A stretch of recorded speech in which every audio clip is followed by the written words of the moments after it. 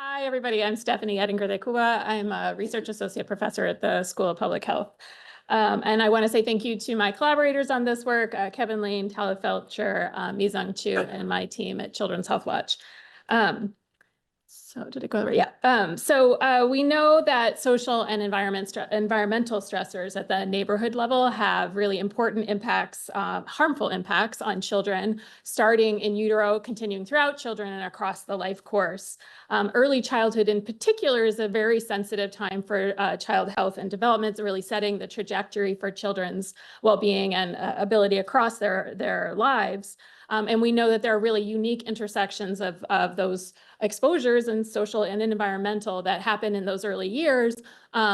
And also unique policy considerations that we need to have in mind because families with young children have very different needs than families with older children.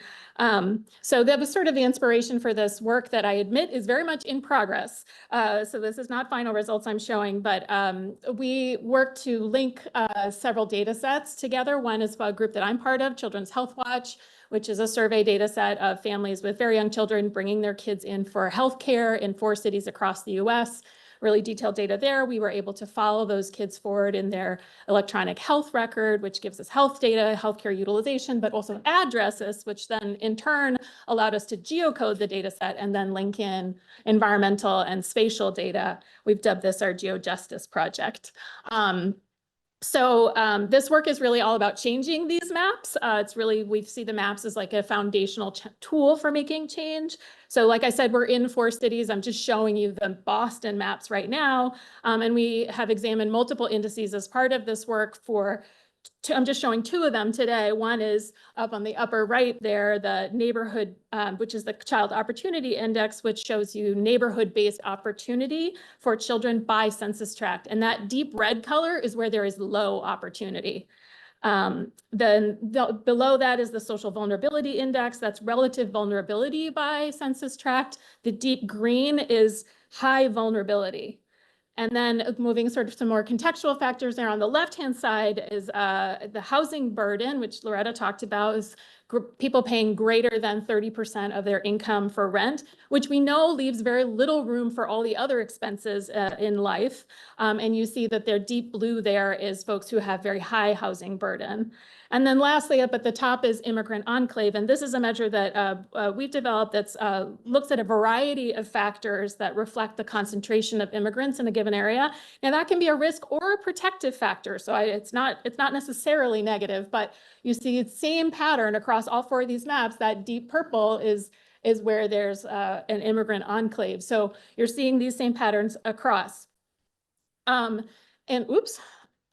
know that housing stability, which is defined variously in the work that I've done, we've defined it as being behind on rent, having an experience of homeless or moving multiple times, is very strongly associated with worse child health outcomes, including hospitalization, health, developmental delays, and other material hardships for their families.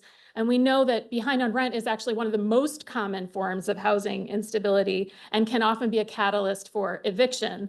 And that is very closely related to housing burden, of course. And these preliminary analyses are showing you that in each of the 4 cities where we're studying, Little Rock, Philadelphia, Boston, and Minneapolis, there's a significant relationship between Child Opportunity Index, Social Vulnerability Index, and housing burden, such that as vulnerability increased and as opportunity decreased, the average housing burden increased.